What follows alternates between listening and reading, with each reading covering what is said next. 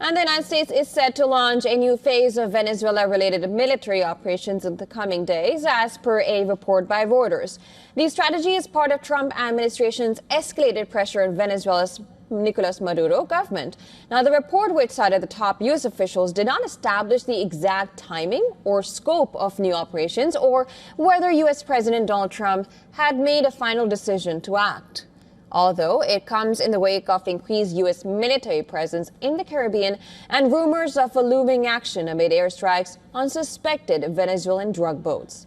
The intensifying pressure on Venezuela is also now visible in its airspace, with at least 6 international airlines suspending flights to and from Venezuela.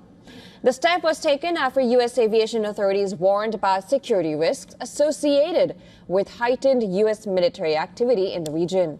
The president of the Venezuelan Airlines Association has said that airliners including Spain's Iberia, Portugal's TAP Air, and Chile's LATAM, Colombia's Avianca, Brazil's GOL, and Trinidad and Tobago's Caribbean Airlines has suspended their flights to the country. However, she did not specify how long the flight suspension would last. The U.S. Federal Aviation Administration on Friday had urged civilian aircraft in Venezuelan airspace to exercise caution due to the worsening security situation and stated that threats could pose a potential risk to aircraft at all altitudes, including during overflight arrival and departure, or to airports and aircraft on the ground. In the meantime, the United States is set to formally designate Venezuela's Cartel de los Soles as a foreign terrorist organization today. Washington says the move is aimed at choking off funding to what it calls a narco-terrorist network led by the president Nicolas Maduro and senior figures in his government. The step, taken under Section 219 of the U.S. Immigration and Nationality Act, will make it a crime to provide material support to the group once the designation is published in the Federal Register.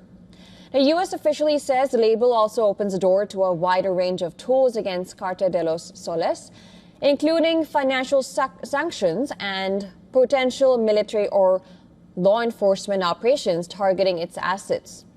On November 16th, the State Department had released a statement saying that the group had corrupted Venezuela's military, intelligence, legislature, and judiciary, and is responsible alongside gangs such as Tren de Aragua and Mexico's Sinaloa cartel for drug trafficking and violence across the region.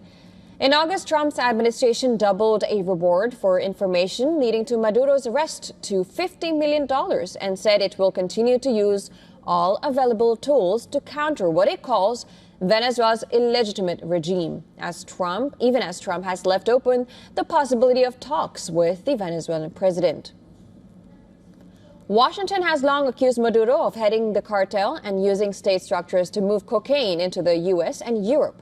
The claim has been rejected. Now, the Venezuelan president, who denies any role in drug trafficking, has rejected the claim. Maduro, on the other hand, has repeatedly accused the United States of using anti-narcotics operations as a pretext to try to force him from power.